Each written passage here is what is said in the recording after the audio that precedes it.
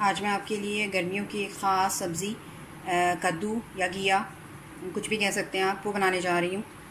तो आए देखते हैं इसकी रेसिपी। हेलो अस्सलाम वालेकुम, welcome to Ayesha Imran food recipes. आज मैं आपके लिए लेके आई हूँ घिया गोश्त की रेसिपी। मैं इससे पहले भी अपनी चैनल पे लौकी गोश्त की रेसिपी डाल चुकी हूँ, क्योंकि ये सब्ज़ियाँ गर्मियों में बहुत यूज़ होती हैं और सबसे बढ़कर ये हमारे प्यारे नबी सल्लल्लाहु अलैहि वसल्लम की पसंदीदा तरीन सब्ज़ी थी। इसके बहुत सारे फ़वाइद हैं जो आम तौर से शायद हम नहीं जानते, लेकिन ये हर तरह से इंसान के लिए फ़ायदेमंद सब्ज़ी है।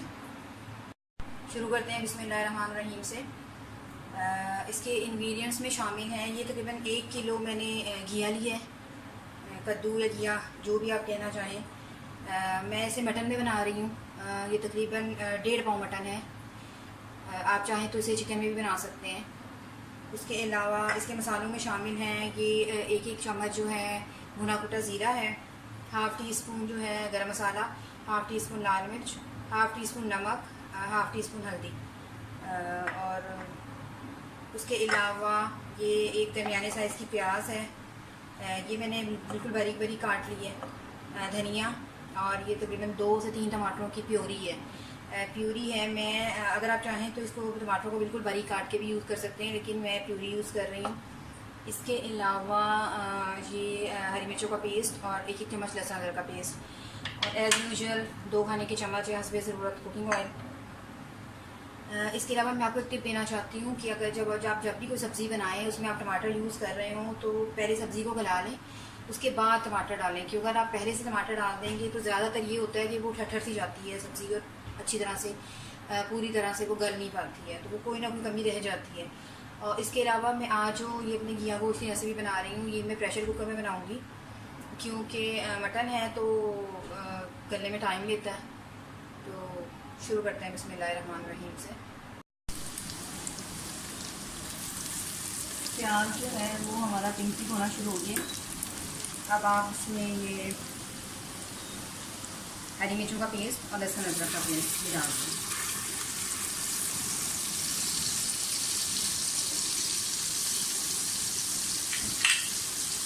इनको थोड़ा सा भून लें।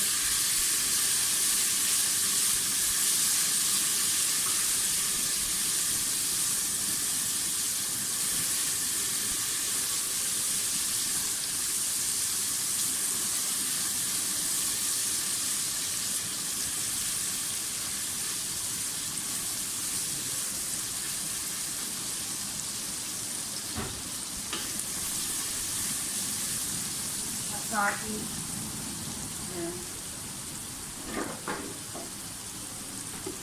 मटन डाल दें, इसको थोड़ा सा भूनें।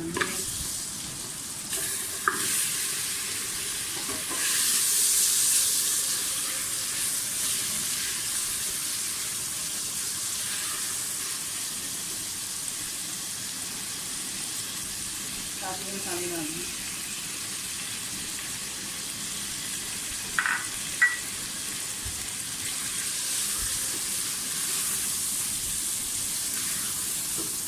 थोड़ा सा पानी जाएगा क्योंकि मसाले जो है वैसे लग रहा है जैसे जल जाएंगे। थोड़ा सा पानी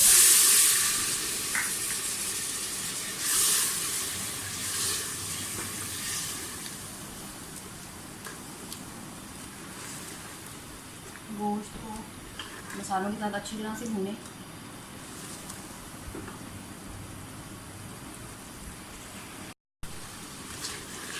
गोश्त और मसालों को जो है भूनते हुए मुझे तकरीबन 5 मिनट हो गए हैं। अब आप इसमें ये जो हमने अपना घिया काट के रखा हुआ है ये डाल दें।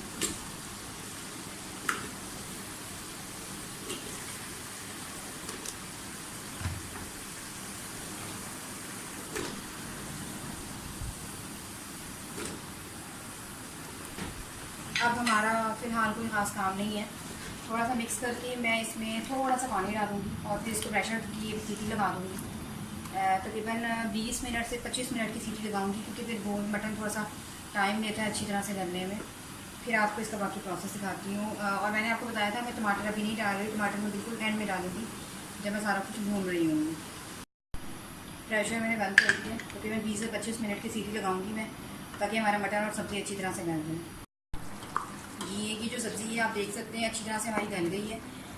मैंने इसे प्रेशर कुकर से सिर्फ आप लोगों को दिखाने के लिए पैन में कन्वर्ट किया है, ताकि मैं अच्छी तरह से आपको दिखा सकूं। ये देखिए बहुत अच्छी तरह से हमारा घिया गल चुका है। और इसी तरह मटन भी, इसको अच्छी तरह से यानी कि लोई वगैरह ये जो भी आप स्पैचुला कुछ भी आप यूज़ कर रहे हैं अच्छी तरह पीस लें। अब हम इसमें चाहें तो टमाटर यूज़ कर सकते हैं, मतलब डाल सकते हैं। 3 से 4 चम्मच टमाटर की प्यूरी डाल रही हूँ मैं। इसको अच्छी तरह से भूनें।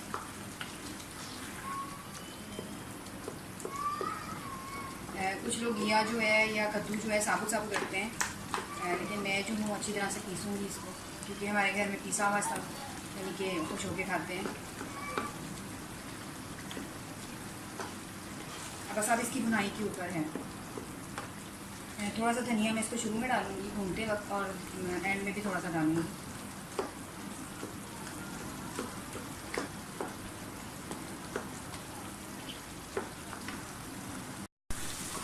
आप देख सकते हैं कि वो पैन जो है ऑयल छोड़ना शुरू हो गया। तो थोड़ा सा बस मैश आउट करना है। ऑलमोस्ट ये हमारी डन हो चुका है घिया गोश्त का जो सालन है।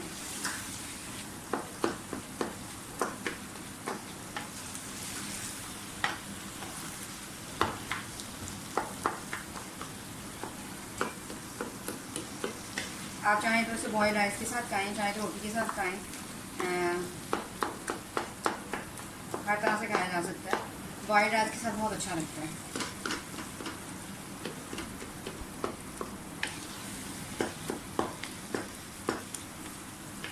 नमक वगैरह मैंने इसका चेक कर लिया, बिल्कुल ठीक है।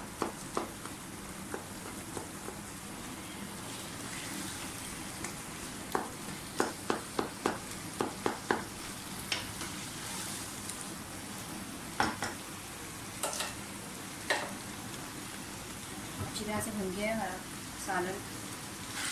डिश आउट करके मैं आपको दिखाती हूँ। ये है, और ये है मेरी आज की रेसिपी घिया गोश्त या कद्दू गोश्त, कुछ भी कह सकते हैं आप इसे। ये गर्मियों की ज़्यादा से ज़्यादा यूज़ होने वाली सब्ज़ी है गर्मियों में, तो इसे ज़रूर बनाइएगा। उम्मीद करती हूँ मेरी आज की रेसिपी भी आपको पसंद आई होगी। अगर आपको मेरी रेसिपीज़ अच्छी लग रही हैं तो प्लीज़ मेरे चैनल आशा इमरान को रेसिपीज़ को सब्सक्राइब ज़रूर कीजिए, बेल का बटन भी दबाइए और शेयर भी कीजिए, ताकि मेरी हर आने वाली नई रेसिपी फ़ौरी आप तक पहुँचे। अगली रेसिपी तक के लिए अल्लाह हाफ़िज़।